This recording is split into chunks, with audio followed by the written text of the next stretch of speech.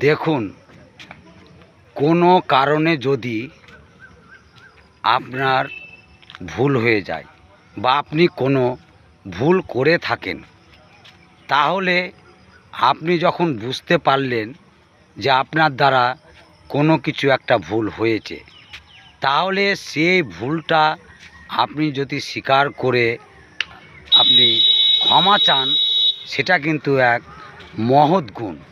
আমরা কি করি অনেক সময়, যে ভুল করেছি, ভুল বুঝতে পেরেছি, তা সত্ত্বেও আমরা ভুল না স্বীকার করে তর্ক করি। এটা কিন্তু মোটেই ঠিক না। তাই যদি আমাদের কোনো কারণে ভুল হয়ে থাকে, মানুষ মাত্রে ভুল হয়, যদি ভুল হয়ে থাকে, সে ভুলটা যখন আমরা বুঝতে পারি, তখন আমাদের সেই ভুল স্বীকার করে যদি আমরা নিই, সেটাই মহৎ কাজ।